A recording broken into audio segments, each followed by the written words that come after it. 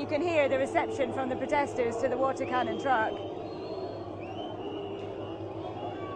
And what they say they are trying to do is to clear the barricades and the banners that have been put up all around the outside of this square to move protesters back into their park. But as you can see from the response here, the protesters don't believe them. They think the police are gearing up to move their camp, and in that camp are a wide variety of people. The people you see out here on the front lines of this are the younger, the harder core of the activists, but in the protest camp there are families, there are children, there are people who have been living in there for 12 days. You can see the police walking in front of the water cannon here. They're pre-positioning up to the north of the square where they do have significant numbers. And how they have been working, as I say, it's been pretty methodical. They've been moving the protesters in front of them, trying to create what they call a sterile zone to make an area that's safe for them to operate in. And then they're coming in behind with earth-moving equipment to clear out the barricades that have been built across the entrances to the square.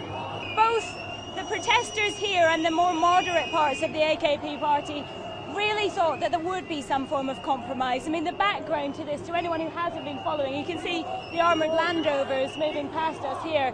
To anyone who hasn't been following this started as a small environmental protest to try to stop the park at the centre of this square from being turned into a shopping centre. It was the police action there, what they say was police brutality, that brought the protesters here in the first place in numbers.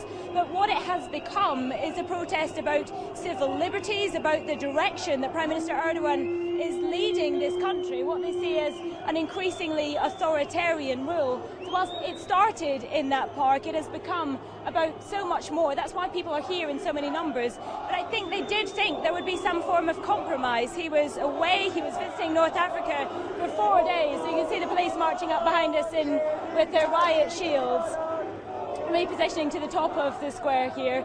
They did think there would be some form of compromise, that there would be some sort of conciliation, there could be an agreement about the park, but Prime Minister Erdogan has been defiant, and the statements he's been making over the weekend, he had indicated that there were limits to the government's patience. His exact words were that we have been patient, we remain patient, but there is a limit to the government's patience. We appear to have reached the point today, the end of the government's patience. They seem to be determined to clear these protests, to reclaim this square. You can see the reception they're getting.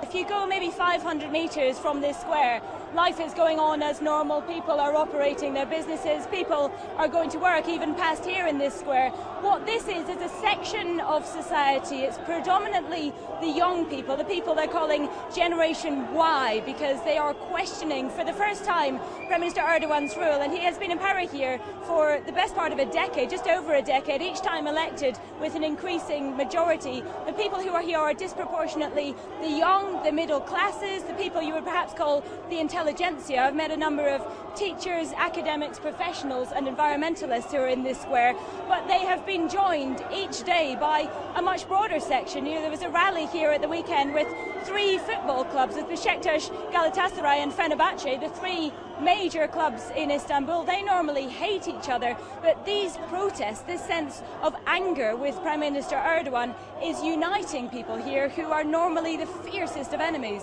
It has become about freedom of expression. The initial environmental protests that were here, that were moved on, I mean, they were a small number of environmental protesters. They were moved on by police using tear gas, smoke grenades in full. And you can see some of the people who are just on their way to work here.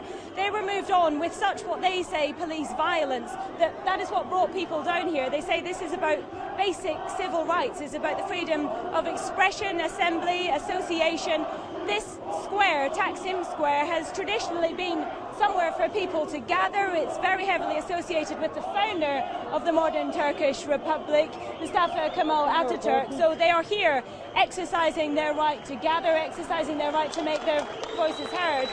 You can see from the numbers of people around us, you know, they are determined. They are coming now in numbers because word is spreading. They're using social media to get their message out. Word is spreading to other parts of the city to come down here to support the protesters in Taksim Square.